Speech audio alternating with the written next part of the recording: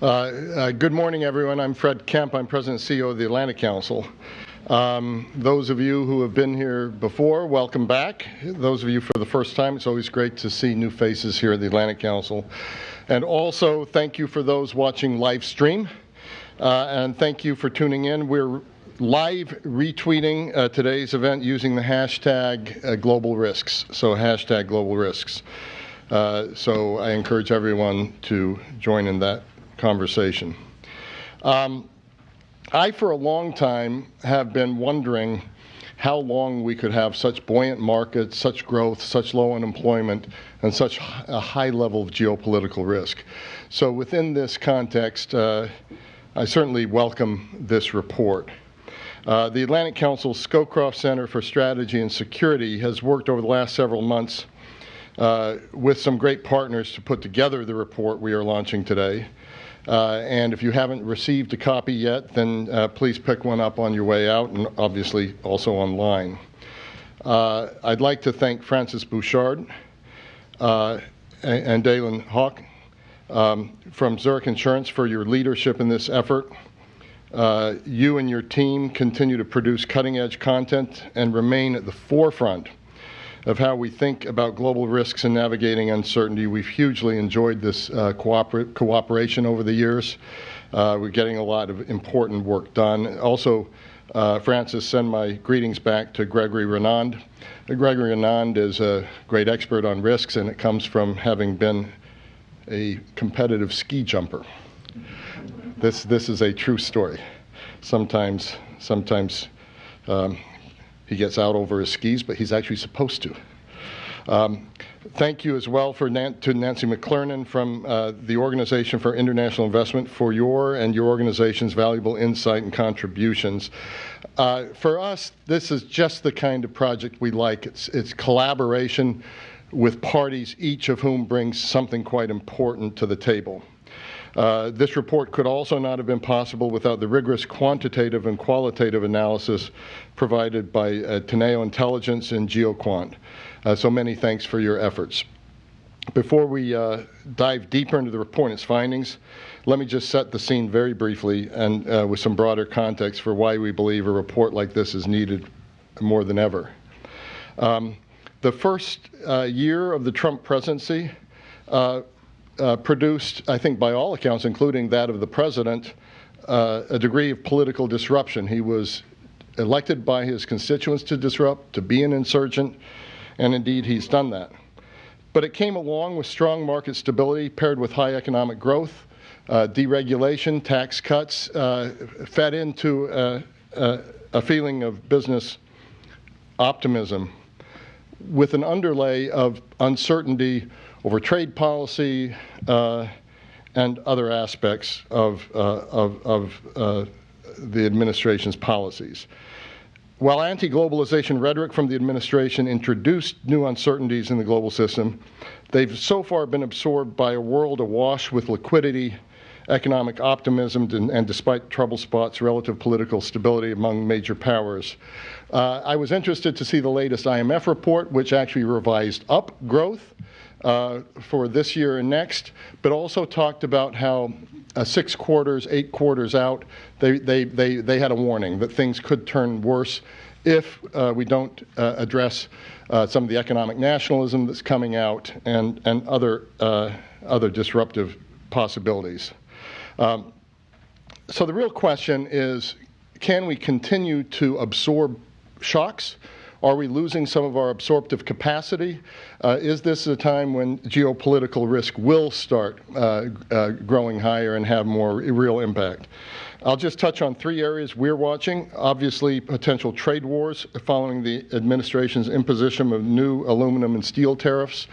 You'll see one of the scenarios in the report being Atlanticism. Will we exempt our Atlantic partners from the 232 tariffs or not? And this has been kicked down the road another month, and so another month of uncertainty in markets over that. What kind of trade battle will we get in with China? We've got cabinet members of the United States in China today and this week, trying to sort that out. And there's a particular effort in the area of intellectual property theft and also technology. And then you look at the U.S. North Korea situation, where several months ago we were talking about potential war, and now some people are writing about a potential Nobel Peace Prize.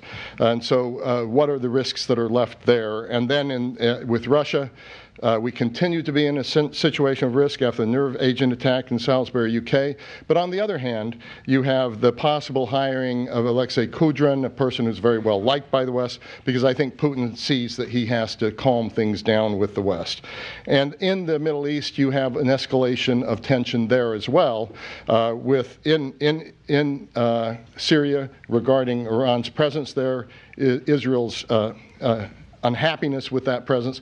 Could that escalate into something larger? We're already seeing a Mideast risk having an impact on oil prices. So all of this is out there. And when does this hit? And I found the scenarios in the report that you'll hear about a very useful prism to see worst case, best case, middle case, or as often happens in these situations, perhaps a mixture of all on any given day, depending on what the issue is.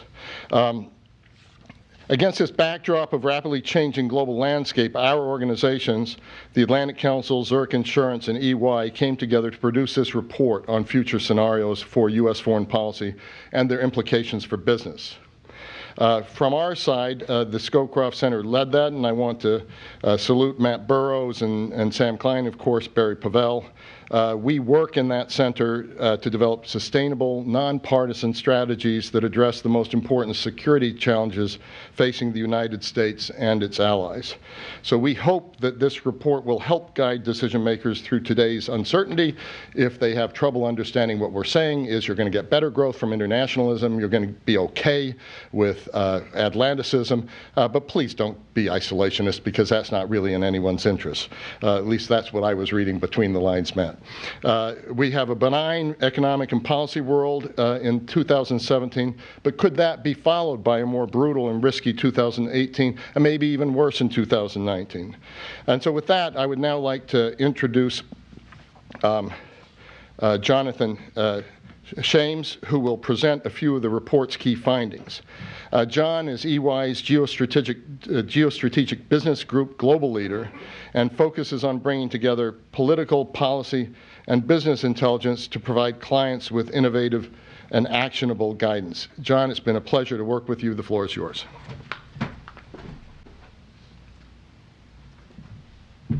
Hey, good morning, everyone.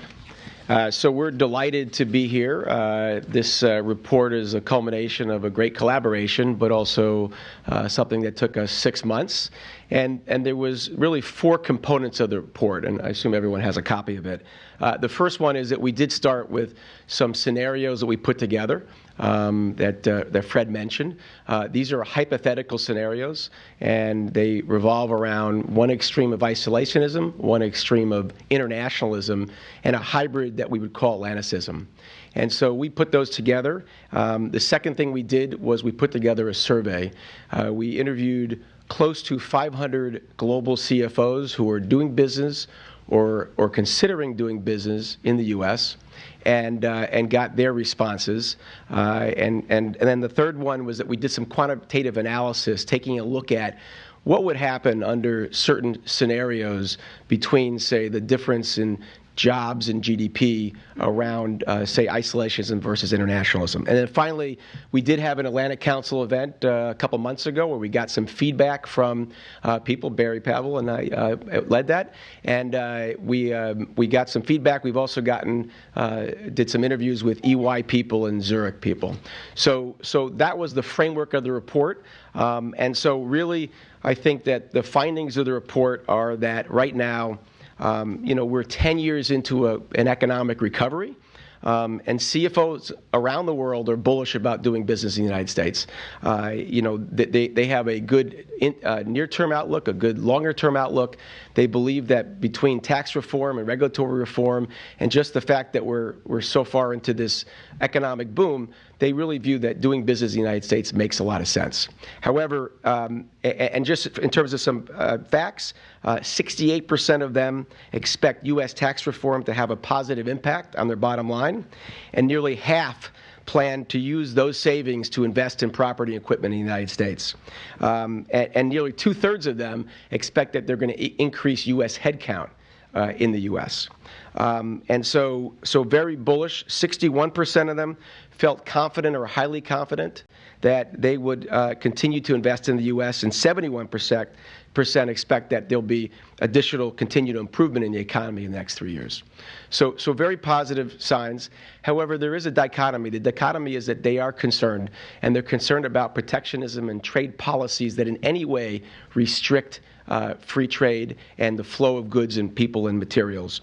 So 68% of them expect U.S. protectionism to grow in the next 1 to 3 years, 46% of them indicating that growth would negatively impact their investment. 63% of the companies believe that there'd be increased U.S. scrutiny over cross-border mergers and acquisitions, and 39% expect that to be affecting their investments. And by the way, this survey took place in February and March of this year, and there's been a lot of changes since then. It'd be interesting to see what they would say today. But overall, the other one was that 67% expect to have a restrictive immigration policies in the U.S., and 42% expect them for that to be a problem and would impact their investment. So that was the first thing we did. We took a look at the survey.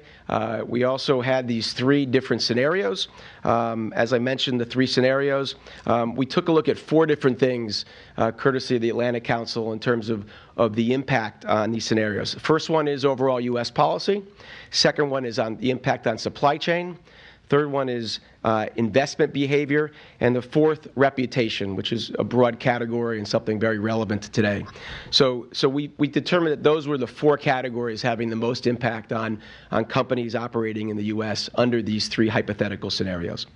So the third area was that we focused on quantitative analysis, and we determined that there is and so what we did is we took a look at trade policy, trade and economic performance, using the experiences of advanced economies going back to 1980. And what we determined was that there will be a loss of GDP if there was true isolationism relative to internationalism, to the tune of $2 trillion over 5 years, and that there will be job losses as a result of that. So quantitative analysis, not that it's a surprise, would expect that under a truly isolationist scenario, there will be a loss of GDP and a loss of jobs. And so finally, what we did is we took a look at what's happening, and ultimately, what's happening is that we're in a period of uncertainty here, and our view is that companies need to have a response to that, and we believe that that response is something that we call geostrategy, and this is a focus on external events like geopolitics to make sure that your operations and your strategy are focused in these areas and are responsive to these areas, and so we feel that organizations really have a choice to be made. Either manage geopolitics or have geopolitics manage them. You need to integrate geopolitics into your business planning, and that means changing your culture in some ways, bringing more discipline that starts at the board level and goes all the way down into the organization, as well as into the risk management of the business.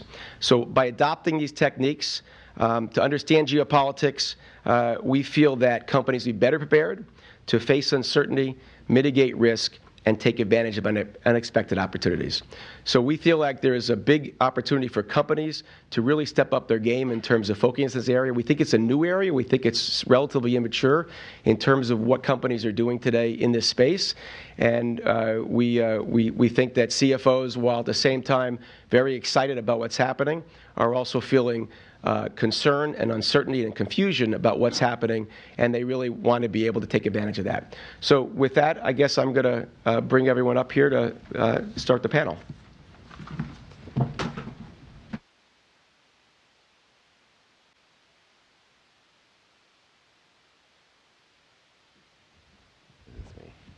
Thank you, Jonathan. Is this working? Yeah. Thank you very much, Jonathan, and thanks, Fred. Pleasure, as always, to be here. It's a great report. I learned a lot reading from it, and we're going to dive into it. I have one minor visual criticism. The image of a globalized world looks like a Nordic yachting crew.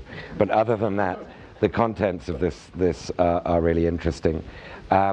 Jonathan doesn't need to be introduced because he has just been introduced by Fred, but head of global risk and geostrategy at EY, I'm not sure that's your exact title, but that's your general area, right? Nancy McClernand, head of OFII, which represents, as probably most of you know, all the big companies, most of the big companies, foreign companies that operate in the United States. Dylan Hoke is a CFO for Zurich America, and Deborah Lee James is a former Secretary of the Air Force and an Atlantic Council board member. So a very interesting report, as I say. A funny mix there of sort of bullish optimism about the demand picture here in the United States, but quite a lot of foreboding within it about how things could go wrong. And it strikes me, reading through this, that when we talk about geopolitical risk in the past, we're thinking of emerging markets, we're thinking of Indonesia blowing up, or a war happening somewhere, or the Middle East. But what's new about the geopolitical risk that this report identifies is the geopolitical risk a mile or two from here, in the White House, from the American administration. So let me start, Nancy, with you. Because you represent these big foreign brands, any of which could get a sort of tweet lightning strike at any moment. It's quite a different environment, isn't it? Yeah, so the Organization for International Investment, for those of you who don't know, we've been in existence for close to 30 years, and we're the only trade association in Washington, D.C., exclusively comprised of international companies. Our membership represents a very broad cross-section of industry, service providers, manufacturing companies, from companies that are headquartered all over the world. Predominantly, our members are European companies because Europe is the largest foreign investor in the United States. And if I would just preface my answer with, here's why you need to care about what these companies say. So foreign direct investment, when a company outside the United States makes a very deliberate decision to invest here and employ people here, there is no better sign of U.S. competitiveness, right? It's this, homegrown companies were here. When foreign companies make a decision to come here, it's a sign of our competitiveness. And the U.S. has always done pretty well in terms of attracting FDI. And the current environment, so I've been with the organization for close to 30 years, and the current environment reminds me of when the organization first started. Mm-hmm. So in 1990, there was a lot of concern of Japanese investment in the United States. There were probably 24 bills on Capitol Hill that would have in some way impacted these companies to succeed in the United States, a major concern of foreign companies buying U.S. companies up. I think that over the last 28 years, we've seen a fairly consistent upward trajectory in terms of embracing globalization, not just in the United States, but all over the world. We've had a few blips, but there were sometimes I thought, do we need an organization like this anymore? People are sort of like the foreign companies were the cool kids at the lunch table, and people wanted to know, how do we bring more of them in? And I was like, this is pretty good.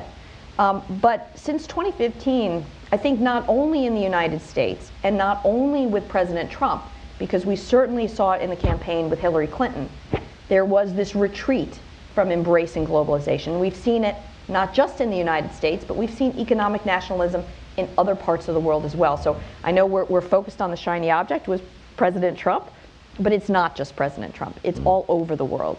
And I haven't seen this level of concern from our member companies since the organization first started. So it is a highly uncertain time. And I think that the word foreign is more toxic than ever before. But if you look at what these companies are doing, Zurich has been here for over 100 years. International companies in the United States employ 6.8 million people. They get a paycheck that's about 24% higher than the average compensation in the United States. It is highly concentrated in manufacturing.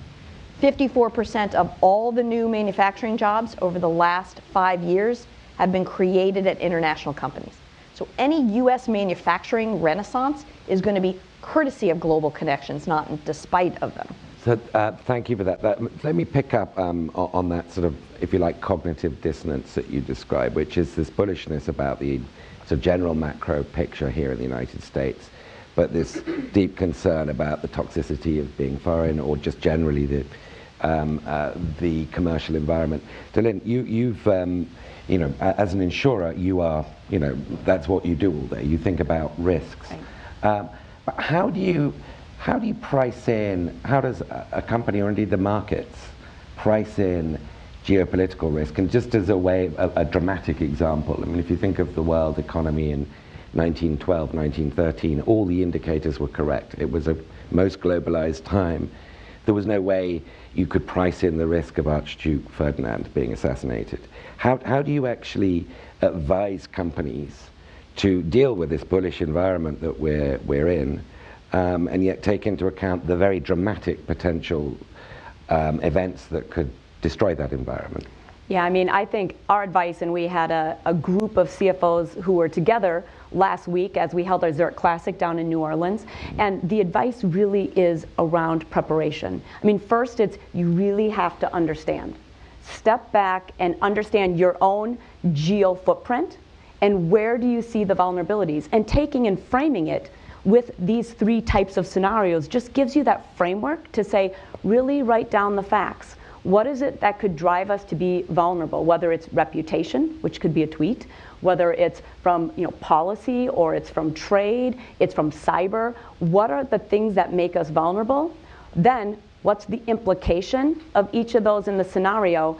And then how, as a board, as a member of management, and as our risk officer, how do we choose to either pre-act or react in that situation?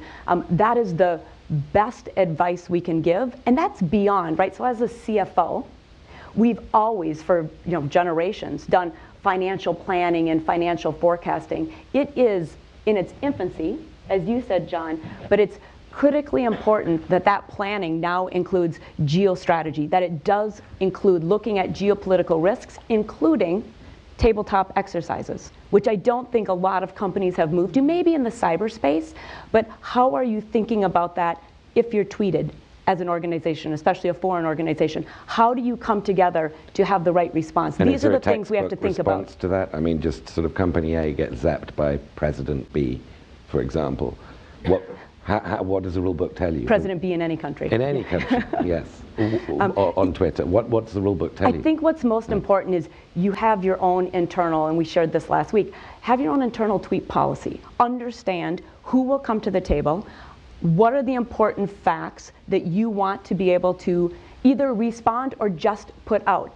As a foreign company, one of the most important things we can do is to educate all of our employees. We can also be, in relationships with the policymakers at federal and state level, but your broad employee base, it's critically important they understand as a foreign company what we give to the United States. Those are the things you need to have in your policy, because that's who has the voice for you. Okay, we'll get back a little bit to that. Deborah, you've been, you're used to scenario planning and looking at sort of the kinds of extreme, in this case, isolationist on the one side and international sort of globalization on the other, through the Pentagon and other aspects of your career. To what extent do you think companies individually should be doing this kind of scenario planning in today's world? Well, I think there are some companies that do a form of it. I think those that do a form of it could do it more robustly. I like the idea, for example, of a tabletop exercise. That was going to be one of my suggestions as well, and that's something that certainly the military does extensively for training purposes. I mean, we know from all of our data in the military that if you prepare for something, if the real McCoy actually happens, you are going to do much better in that environment than if you're hit with it without that practice. So the companies that are doing it today could certainly do it more robustly. There are many companies, I suspect, do not do it at all today. So in my afterlife, as I call it, since leaving the government, I am involved with a variety of companies. I'm on some boards. I'm an advisor to some other companies. So I have a sense of what's going on out there. And although I don't have data to back it up, I would say the majority of companies really don't do this. They look at certain aspects of what we're talking about here in terms of geopolitical risk as part of their risk matrix, but they certainly don't go into it deeply. So I do think it's important to do. I also wanted to point out that, just again, speaking about the political environment here and the report which looked at these three scenarios, I would submit that there might even be a fourth, which is of another form of a hybrid, which is what I think we are more likely to see in the next few years, at least throughout this Trump administration. And I'll just make up the name. I would call it, not Atlanticism, not isolationism, not internationalism, but bilateralism. So I think what you're seeing is the president is one who will talk about America first and talk to the job creation here and sound like he's isolationist. Of course, that is appealing, as we've said here, being foreign or immigration. These are not popular things with a certain segment of the U.S. population now. So he will speak this way, he will tweet this way.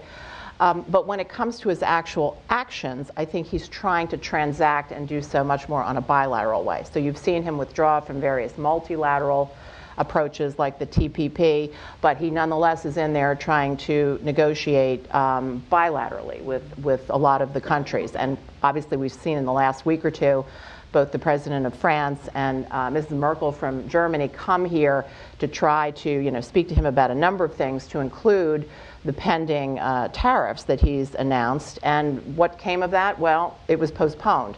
So I would suggest what he's looking for is he's looking for a success story. He's looking for something that they're prepared to do differently, which would come in his direction, and then he could declare success. So I think you're going to see a lot of bilateralism go on here. So again, that's a very interesting answer and way of framing it, and I want to get back into some of the trade and risks that are entailed. But John, you gave a very good summary of your report. If I could pick on the positive scenario, that involves an easing of cross-border mergers and acquisition activity, a sharp reduction in CFIUS scrutiny of such deals. It involves increased U.S. aid spending. It involves, a globalist administration. Right now, that feels like not so much a positive scenario as a fantasy scenario. Could I ask you to give what you think is the realistic scenario? Well, yes, I mean, we were, the international I'm scenario. not criticizing you, I'm just getting you so to... the international scenario is a scenario that we're moving away from right now. And I think Deborah, actually, I talk all the time about the difference between multilateralism and bilateralism. And you're not seeing it just in the US, you're seeing it in China and other places that are clearly doing more of these bilateral deals. And so obviously our report doesn't get into that. Our report just kind of throws these three hypotheticals out there. But clearly, our quantitative analysis is such that if we did move to a very isolationist scenario, and I don't think we are absolutely there in any way, and I think Deborah summed it up very well. I think that will result in in economic loss, if you will, whether it's through GDP or jobs. So So I mean, if you take the sort of three basic cross-border people, capital and goods, people, clearly the immigration restrictions are going to get tighter. And that, I presume, is going to be a problem for companies and hiring. I read the other day that the heads of AI research at Google, Facebook, and IBM are all foreign-born. I mean, you can do that across the board with so many jobs like that. But on people, you've got a restrictive outlook. On goods, you've got some tariffs, and maybe not the sort of doomsday protectionist scenario, but you've got tariffs, perhaps quotas coming in. And so you've got a restrictive movement for goods, and capital costs will increase if there is more restriction on goods movement. To what degree did your CFOs factor that into their answers to their bullishness? Well, again, I This think, likely yeah. scenario. Look, I think that we look at the report and say that CFOs are very bullish right now. Yeah. And will that change 6 months from now? I guess we'll find out in the next AFI survey. But they're very bullish, and we as a group felt that there is some concern around that, because while they're bullish, they're also concerned about these policies that are taking place. And again, this is not just the policies taking place, but it's the concept that there will be less free trade. Look, EY believes in free trade. We believe that EY is a firm of 250,000 people. We have a lot of flow of people from different countries, and anytime there's a restriction on H-1B visas, that's a problem for us. And I'm assuming, Dylan, you'd say the same thing for Zurich. Yeah, I mean, it's an important way in which we move our people around. I would also say, though, in the U.S., I mean, we are a U.S. company, which is owned by a foreign parent, and we employ, I would say the predominance of our employees are U.S. American citizens. Nancy, give me the bullish case. What is it that's making your members feel bullish? Yeah. So certainly tax reform. If we pull out a segment of the survey that represented AFI companies, which are the large established international firms in the U.S., like Zurich, like Sony, like Nestle, BASF, Siemens, tax reform was a big bump, right? I mean, 21%, I think, is lower than a lot of people thought it would be. There are some elements of the international provisions, the base broadening provisions, that I think have some companies concerned. But 21% takes care of a lot of ills. Something that we're actually, though, watching on tax reform is how states respond, right? So, which is something that international companies don't typically look at, that sub-federal level, because if states sort of conform to the international provisions, but they're not lowering their rate, that could cause problems. But tax reform is giving a big bump even to those international companies that are operating in the United States. I know there's been a lot of focus about U.S. companies, U.S. multinationals, but certainly within our membership, 69% say in this survey that they're going to see benefits from tax reform. I also think a very pro-business, deregulatory environment is also helping things as well. One of the things that I would attribute some of the dichotomy, very bullish but yet concerned about seeing protectionism, is that it's the known versus the unknown, right? So people are seeing tax reform, they're seeing deregulation, but they're concerned about the things that they're hearing, but it's not affecting yet their decisions. One of the reasons, I think, is that we haven't seen all the dominoes fall into place. So I was in Asia recently and Europe, and as I talked to our member companies' parent firms, they're bullish on investing in the United States. When I talk to the governments, they're thinking about how to respond. So if the U.S. pulls in, other countries aren't going to just sit there. They'll pull in. And then with all these different countries making these decisions, I think that's where we see a lot of the collateral damage from going toward a more, isolationist environment. If the U.S. is just isolationist in isolation, you might see more investment here by both U.S. companies and foreign companies and moving supply chains here. But that's, of course, not going to happen. It's not 1980. It's 2018, and companies have more choices than ever on where to be. And as if all countries sort of go this economic nationalism route, I think that's where firms are going to get whipsawed. But let's say it is the U.S. being isolationist in isolation. I mean, if you ask Robert Lighthizer, what he would say is, okay, you can't ignore the U.S. Any other country being isolationist in isolation, you can afford to bypass. You cannot bypass the U.S. So the incentive would be for you to localize more, advertise how many Americans you're employing, and get in with the Trumpian PR program about you being more American than American companies.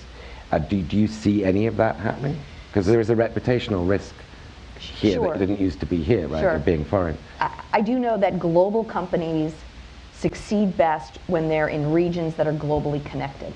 So and trade policy is strongly linked to attracting foreign direct investment. From our membership, if they're wanting to invest in the Americas to manufacture, Mexico has far more trade agreements than the United States, and I've seen some of our companies make decisions to set up shop there because of their trading network.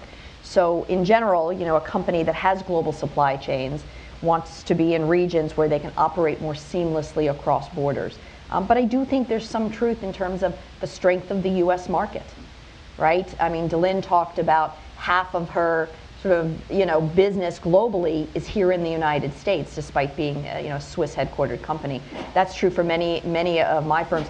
One of the things that is a kind of a gee whiz fact is that BMW, German company, is the largest U.S. exporter of autos. Right.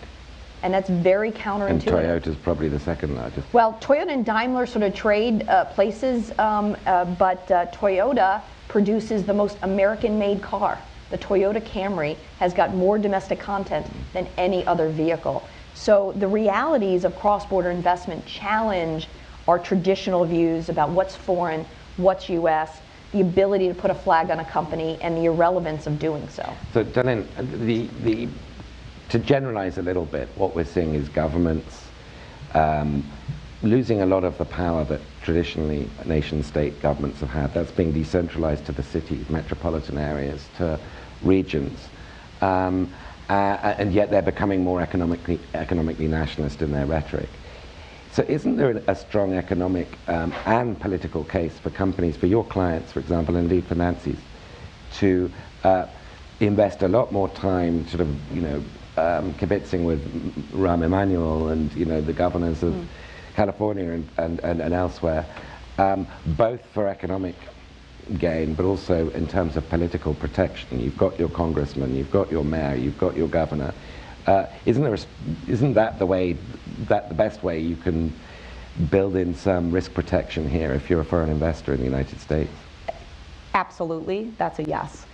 We find that's really important that you have a balance of the time that you spend, one, on both sides of the aisle, but additionally, both with your state and your local regulators or administration or policymakers in the areas in which you live and work as an organization. We're headquartered just outside of Chicago for the US, but we have offices and people working across the US. So making sure you have those connections, working closely with your government affairs team, both state and local, as well as federal, of course, and making sure you spend appropriate time on the Hill and you've built those relationships, but not in the time of crisis or change. You need to have a long-standing plan and relationship maps and those networks built, including with the administration, with the Treasury, other parts, so that as issues may come from geopolitical risks as they present themselves, you have the ability to make in those phone calls. But I go back to the comment I made earlier. One of your largest voices is that broad employee base across the United States. They are interacting locally with their regulators and their legislators, and it's really important that they understand what's important for our company to be successful, because it leads to their individual and family success as well. So you do a great job in this report of these scenarios, as I say, isolationism, internationalism, Atlanticism. Can I question, without any disrespect to the Atlantic perspective, particularly sitting here in the Atlantic Council, can I question, or suggest another scenario, perhaps, which is quite current? We've got a team of 6 Trump officials, US administration officials, in China right now, who can't agree amongst themselves. So there isn't an American line that they're taking to China. You have, Peter Navarro, Death by China sort of perspective, and you have on the other end Steve Mnuchin, Larry Kudlow, let's all get along. And then sort of in the middle, Wilbur Ross, Robert Lighthizer, more on the Navarro end. You've got a very, very sort of diverse American team. Most important bilateral economic relationship in the world by an order of magnitude. But you have pretty clearly a single Chinese line, which is we're going to stick to 2025 made in China. We're not going to, give you a 100 billion reduction of bilateral trade deficit commitment, etc. Isn't the bigger risk here for companies that operate globally that we're not going to have a clear global regulatory environment, that we are beginning to see, in addition to the bilateralization you talked about, we're going to see a fragmentation of the two biggest markets in the world. You've got to be in both of them, but they're drifting apart into very, very different sort of beasts. Isn't that a pretty central concern for a CFO, a CEO? I think basically you're right, and I don't, when I was before the Air Force and I was in the business world, more in management of the business world, I can remember we sort of had a joke amongst us that if you weren't sure that you were going to make your plan in the following year and you needed, you had some go-get in there and you didn't quite have a strategy, but you needed to brief the senior managers, it was like China. My ideas are China, right? Because there were opportunities in China. And then if things didn't quite go as planned, why didn't they go as planned? Well, one of the reasons was China, because it didn't quite pan out as we thought. So it was like always the answer. Those were, I think, more bullish days for the opportunities in China, believing you could work through the process and whatnot. I'm speaking as an American company trying to do investments, trying to do deals. I don't think that's a bright road ahead between the United States and China in the coming years. I think, number one, in my field that I am most experienced in, and that's sort of defense, national security, and some of the high technology thrust for artificial intelligence, robotics, and the like, I think there is genuine and legitimate concern now in the United States that there's going to be more restrictions on, for example, Chinese companies buying US companies, particularly if they fall into this space that I just talked about. And indeed, if China, let's talk about the other direction, just non-defense oriented, non-high-tech types of trade arrangements. If indeed China holds fast and does not give President Trump something, you heard my idea that each of these countries on a bilateral basis has to give him something because he needs to be able to declare victory in these negotiations. Even if it's a little something, it needs to be something. And if they really hold the line, I do think he will retaliate. Now that's my crystal ball, I could be wrong. But I think it is going to be rocky roads ahead for both US companies doing business in China as well as for China investing more in this country. And there could well be, with that country, really a tariff war. So a few years ago we talked about a global internet. We don't talk about that anymore. There is a Chinese one, and there's and kind of that's a good description of what's happening to the global economy, isn't it? It's not, I mean, the internet, so much of the internet now incorporates the global economy that it's almost the same thing that's happening. It's not balkanization into sort of tiny fragments.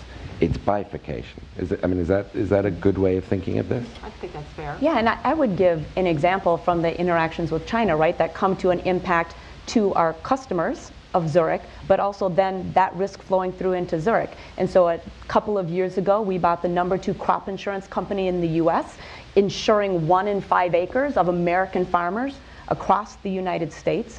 When China has discussions around soybean tariffs, we need to go into immediate, not even tabletop, right, real reaction to understand first and foremost, what is then the risk that's faced by not just companies, but farmers across the United States from the impact to them from those potential soybean tariffs.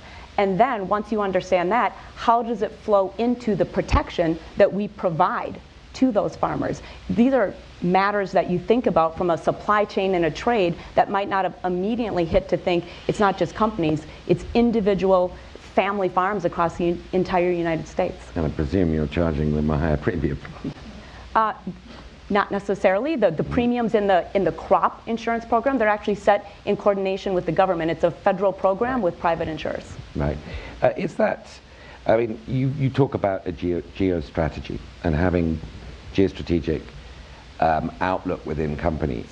How practical is it to have separate geostrategic groups within a company versus just sort of geostrategizing everybody? Yeah. And I'm thinking of, I don't know, you're CEO of a global company in Indonesia, and the global geostrategic head comes to you, who heads a cost center, goes to you, heads a profit center, and say, look, Indonesia's a real problem, you've got to dial back. And you say, it's making us a lot of money and you're a cost. In what sense are people going to listen to longer term geostrategic risk thinkers when you, as a CFO or a country head for a global corporation, are thinking quarter by quarter? Well, I think in today's world, there's a lot of short-term issues, in particular for geopolitics. So it's not as much long-term anymore. I think that's part of the challenge you have, is that it's not like you're looking at something and saying, okay, something's going to happen in China, we have to figure it out. It's happening today. It's happening in the U.S. and elsewhere. I guess I would say that, our view is that there really isn't a geopolitical focus in most companies. Energy companies and some companies that have always been exposed to a lot of these big macro issues, they've had that. But we don't see that in many clients. And we feel that it starts at the board level, and we don't think that, and Deborah, I'd love your reaction to this, but I don't think that a lot of boards have a geopolitical conversation and really get briefed by the management team and others. So I think, number one, we think there's no board focus as much as there should be. There shouldn't be 10 geopolitical experts in the company, but there should be a recognition, understanding, education that horizontally across the company, whether it's in finance or tax or risk, but all these different operational areas, that there is a geopolitical perspective. But I guess our feeling is it doesn't happen right now either. Would you agree with that, Deborah? Yeah. I think, well, my take is, for example, in the companies that I am most deeply involved with, there is, within our risk matrix, there is something that sounds a little bit like geopolitical. So, for example, I think most companies will look at, and again, this is more U.S. companies looking to do business overseas. They'll look at things like payment history, meaning those countries, do they have a typically good payment history, or is it difficult to get paid? They look at things like rule of law, and is there a functioning judicial system, so that if there's some kind of contract dispute, you can have reliability, that you would have a fair day in court or in mediation. They'll look at things like corruption, how prevalent is corruption in the country. So there's, I'll say, dancing around some of these geopolitical. They'll certainly look at sort of GDP growth and whether this is a rising economy or not. But even those companies that do that much, they are still probably, woefully could do a lot more. And that's why I do like the idea of scenario planning. Another idea is just simply, during a board's annual strategy session, to have, guest speakers who can come in and talk about certain aspects of areas of the world which the companies may be more interested in investing in. I certainly think at this point, any business that's actively doing business or seeking to do business in China, I come back to China, this would be a good time for the boards to sort of review the bidding and see what the dangers as well as the prospects are. And I like the idea of tabletop exercises as well for various things that could go wrong. Let's try to anticipate those in advance and practice how we would respond. And that includes process, just as you heard earlier. We need to know who comes to the table, who has decision-making authority for this eventuality and that. What are the dependencies? In other words, you can't just do it on your own. You have to talk to certain people. So to plan all that out procedurally is a good thing, and then have some of the humans actually practice it. Yeah. Right? And just to pick up on that, we started this group a year ago. We wanted to make sure it wasn't just focused on risk. EY is known for risk. And we think that's where it sits within corporations today, is risk. And Deborah, you just indicated that. And we view this as an opportunity, in that with every, Venezuela obviously having big issues, that's a risk. But there also might be opportunities from that. And China is a risky place to do business in some ways, people would say. But there's also a lot of opportunities. Belt and Road, just the massive consumer market that's there. So our view is that there is a need for focus on less risk, more opportunity, and that's a very subtle, complicated area that really touches on strategy. To pick up just quickly on what John said, so for foreign companies operating in the U.S. and a bit off of what Delin said, telling your narrative mitigates that risk. So for a foreign company who the company name might not be as well known as domestic firm, it's critical to tell your narrative not just to your policymakers, but to your employees who may not know that their job is there courtesy of global connections.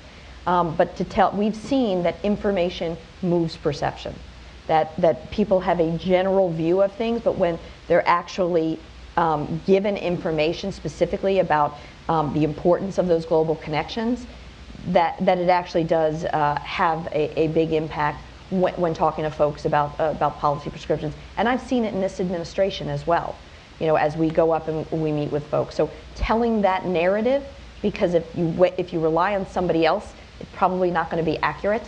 And so engagement, I think, helps lower risk. And I was going to say, so sitting in the CFO seat, I think one of the things we don't do as well at the board level and across companies is this holistic, kind of interconnected scenario planning around geopolitical risks.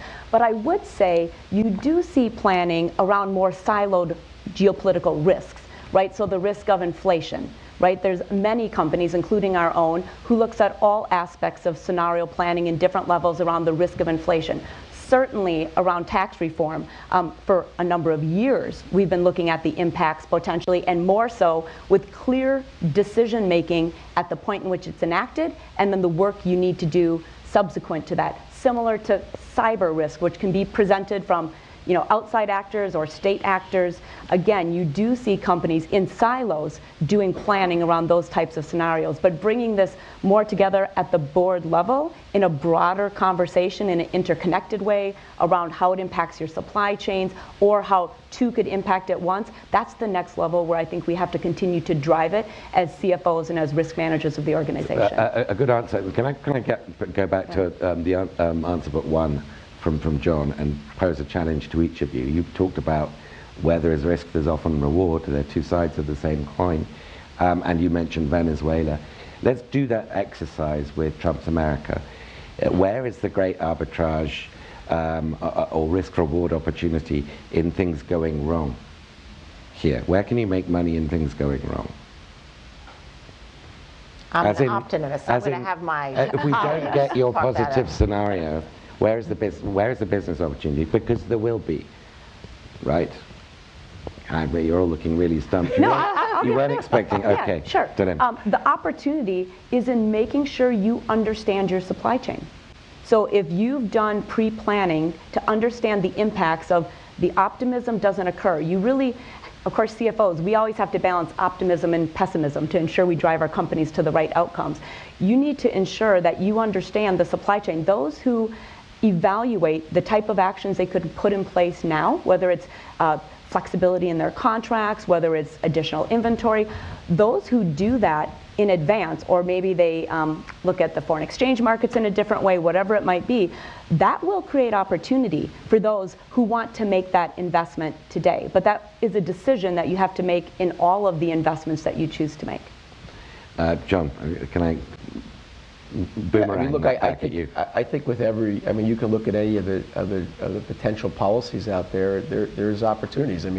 Companies, for example, foreign companies, Chinese companies are moving operations to the United States. We talked about that.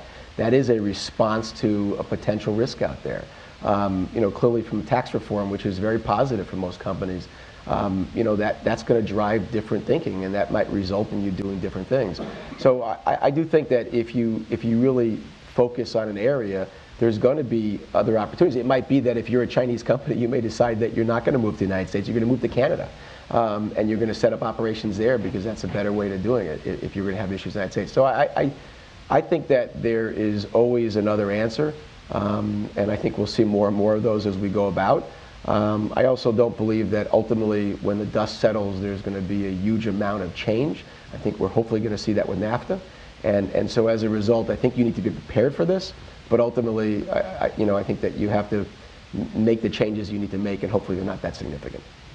Would it be fair, Nancy, to say that, if John's right, which you might well be, that it's not so much a 1930s Smoot-Hawley trade war that we're facing, it's more like Dubai Ports World situations, or Broadcom-Qualcomm situations, where big M&A activities that have some China piece to them are blocked, even though neither of these are Chinese companies, are blocked because the real game now is preventing IP transfer to China and extracting what we're owed from their purloining of our IP. Yeah. Is essentially the CFIUS risk the more realistic one?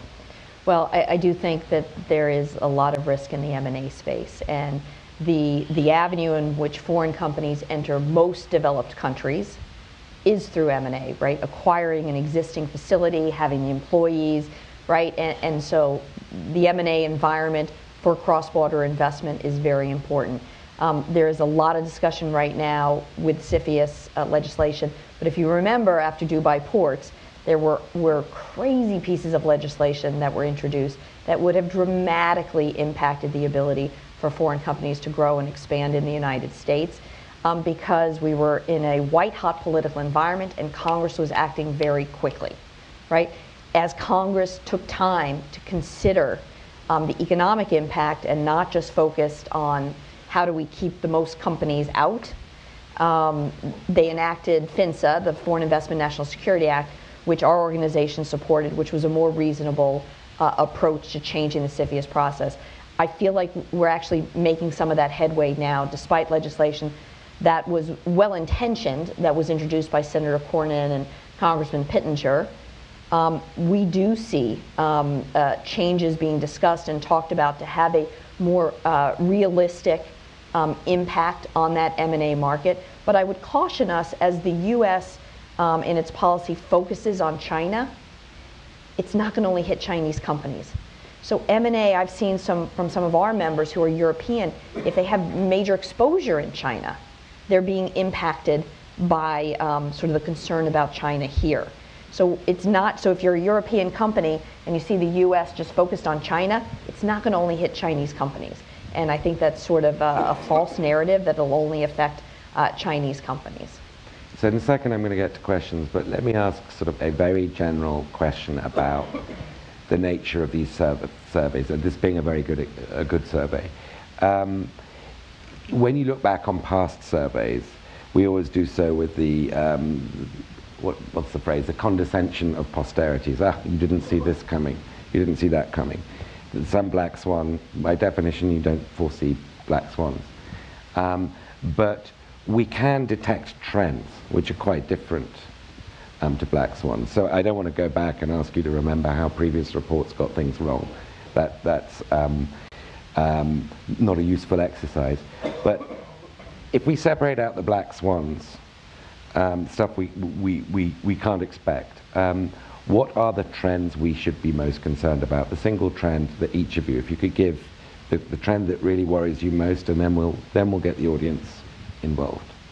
Deborah, or do you want me, normally if you're called on first with a question like this, it's really irritating. So if you like, I forgive you. No, okay. That's all right. That's all right. So I think the trend here in the United States that worries me the most is this anti-immigrant, anti-foreign feeling that is certainly resident within a certain part of the population. And I say this, I'm a proud member of, I guess, the East Coast leaders, and because I live on the East Coast, and maybe I'm even part of the swamp, right? So I'm not the heartland, but people in too many parts of this country now, a significant minority have this feeling of anti-immigrant and anti-foreign, and that is worrying to me, because that is the heritage of this country. And obviously we have to have immigration laws, they have to be enforced, but you know, as our unemployment picture gets better and better, companies, particularly if they're going to be growing, are going to need access to talent. And part of that talent is going to come from people that weren't born here. You, I might add, I've been listening to your beautiful accent. I don't think you're from around these here parts either, originally. I haven't yet mentioned aluminium tariffs. Yes. We're not going to get into that. So, all right, so that's my answer. I'm worried about this sort of anti-immigrant feeling. Thank you, Dylan. From our perspective, and my personal, as a large global insurer, worried about the protectionism that limits the free flow of capital. Very important to us and to our customers for the cost of their insurance is our ability to pool that capital and bring diversification. So the diversification of the hurricanes down in Houston versus a flood in Australia or a typhoon in Japan. If there are provisions that actually limit our ability to pool that capital, it becomes more challenging to bring that protection back to our U.S. businesses. This is a trend you're worrying about, or something you're already feeling? Already feeling absolutely some of it, especially through some provisions in tax reform. But a trend that we're watching very closely, not only for us, but also for our global customers. Very important to them to be able to have that free movement of capital and goods. Nancy. So one of the, I'll echo just off of what Delin said, the view that CFOs have that there is growing protectionism. So if I compare the OFFE members that responded to this survey versus the other, they are more pessimistic in terms of how they view growing protectionism. And these are companies that are already invested here and probably best educated in terms of what they're seeing. So 91% of the OFFE member companies that filled out the survey feel that there is a growing likelihood of protectionism versus 68% in the overall survey. So it's a 23-point spread, which is pretty darn significant. So the foreign companies that are already here are seeing are more likely to see growing protectionism, which I think they've got their finger on the pulse. John. Well, again, the survey respondents were very optimistic, and I go back to the fact that we're 10 years into an economic boom. We haven't had a recession. Many CFOs haven't experienced, in their current position, have not experienced a recession. And I worry that the combination of a potential recession, which I think Zurich is predicting in 19 or 20, and most others are too, is going to be exacerbated by potential issues around trade, whether it's trade or investment. There's going to be some restrictions, and I think. You think this is going to be a politically triggered recession? No. Sorry, I'm misunderstanding. Yeah, but I think there's going to be a recession. Forget the trade policies out there. There's going to be a recession. There's going to be a period of time. It may not be so bad. It may not be like 2007, but there's going to be a recession. And when that happens, if there are restrictive policies in place around investment, around people, I worry that that's going to be exacerbated. And we didn't even get into the Fed's balance sheet and what it can and can't do with the next recession. But that maybe one of the audience can ask that question. So we've got about sort of 15 minutes or so for questions. If you could, as usual, not give a speech, say who you are, and machine gun it pretty quickly, then that would be wonderful. The gentleman there with his hand up. Hi, Chen Weihua, China Daily. Thank you for the wonderful talk. Kind of two questions. Like what you said, economists, 1,100 of them yesterday wrote a letter to Trump urging him not to, basically objecting to his tariff measures. So what's your view? Why, the Trump administration not heeding their advice? So many studies being there, the tariffs are going to hurt the U.S., China, everyone. So even the Trump voter in the Rust Belt. So, why Trump only listened to Peter Navarro, who actually, probably is on his first trip to China, even he claims to be a China specialist?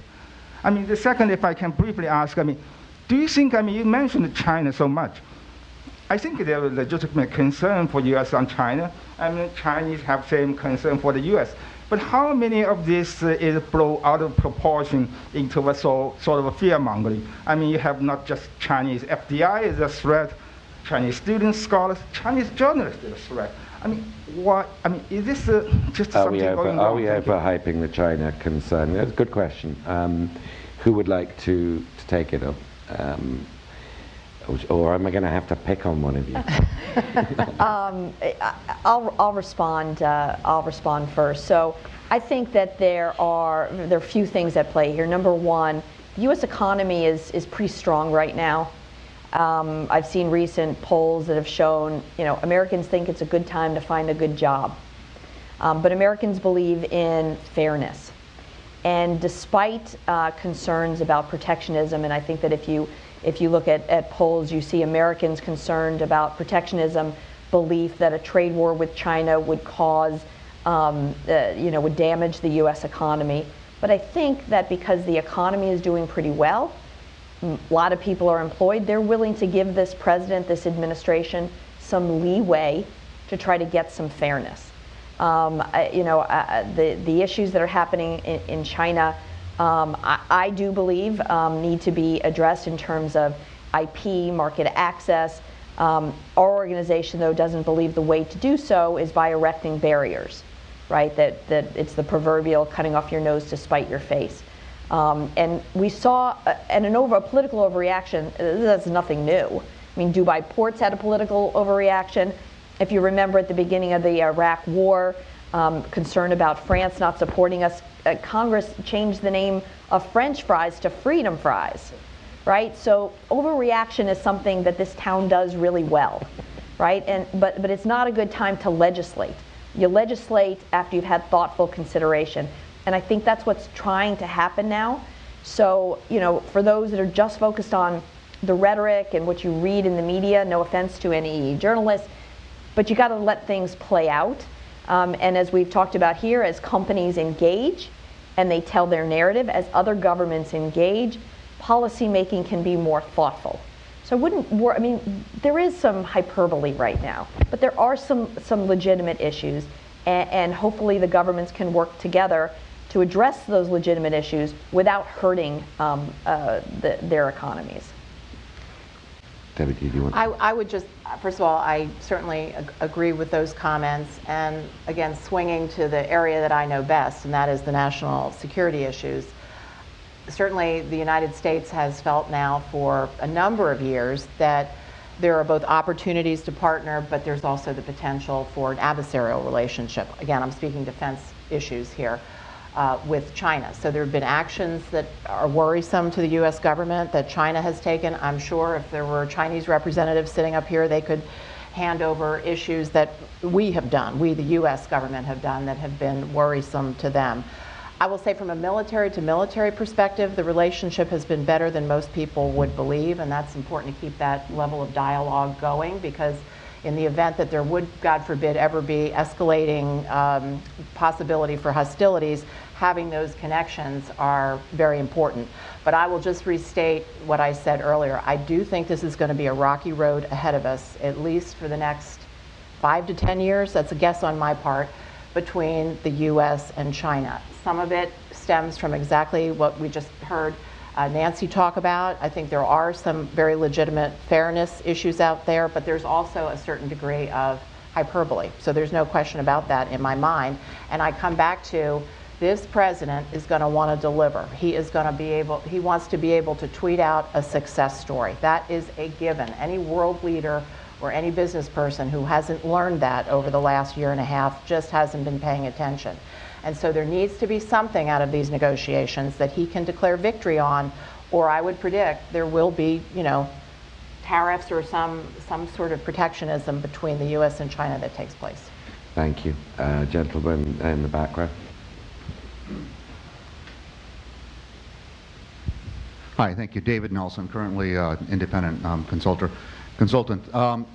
Thank you for the presentation of the scenarios. I think that one aspect of at least two of them, the isolationism, the Atlanticism, implies a significant increase in government control over specific policy decisions. It's more activism by the government, whether it's managing quotas for imports, whether it's managing almost Soviet-style planning of rules of origin for which parts of automobiles get made where, whether it's CFIUS, more government agencies deciding who can invest where. In the scenario planning that US-based companies do to address this, part of it is how and where do we help influence those specific decisions that are going to impact our opportunities and our supply chains. And my question is whether in the scenario planning by foreign-based companies that also plays a role, or do you feel that foreign-based companies are at a disadvantage when it comes down to the kind of trench warfare of in the guts, trying to influence those specific sort of government-managed trade policy decisions? You want to start, and I'll add color? Sure, okay. Sure. So I can tell you our membership is up. Companies want to get engaged, but they like the idea of safety in numbers, right? But I also know that they are hiring consultants and law firms and so forth. So at the moment, I think there's equal access to talking to government officials at the state level and here in Washington. But I will tell you that there's legislation that has been introduced to amend the Foreign Agents Registration Act. And what it would do, despite, again, well-intentioned, it would label employees of U.S. subsidiaries as a foreign agent. So the tens of thousands of people that work for Nestle, if they come into the they've been here for over 100 years, if they come into Washington to have a fly-in day, they would be labeled foreign agent. I think if you're labeled foreign agent, that's going to impact the ability and the desire for legislators to meet with you, to even hear about your needs, right? And you know, I don't think that Hershey, by comparison, would like to be considered a foreign agent when talking to the German government. And so currently there's equal access, but the concern of foreign influence needs to be looked at not just from a foreign government perspective, which clearly I think there's a huge difference between that and commercial entities. So right now there's equal access, and I see more engagement than ever before in the almost 30 years I've been running this organization. But it's not a given that they'll have continued access. Yeah, and I just add exactly an echo of that. The only disadvantage you had today as a foreign company is if you didn't engage. There really is equal access, but I'm not sure everyone chooses to engage or is thoughtful in engaging in the same way. Again, it's really important, back to your comment before, both state and local, but also federal. Having that engagement, I've always felt that we have a voice on the Hill. We've always had open access. There is levels of concern as that progresses, again, back to protectionism, and in some way is an unintended disadvantage created for foreign companies who are, you know, employees of a foreign company, and yet I'm a born in America U.S. citizen. We've got time for a couple more if the questioner is to the point. Yes, over there. Thank you. Good morning. Thanks very much for the presentation. My name is Luigi Ruggione. I represent an Italian bank here in Washington, D.C. I'm not sure we're a member of your organization, but if you're not, I will check it out. I can tell you that. Thanks very much for introducing your organization. The report is very interesting. I myself, before joining the rep office here in Washington, D.C., I was head of country risk for the bank. So these are topics which are very close to my heart.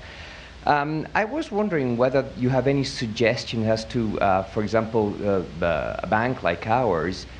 We do have in place a lot of, geopolitical risks, activities, and matrices. However, we are not sure whether our big corporate clients, and some of them are exposed to various areas in the world.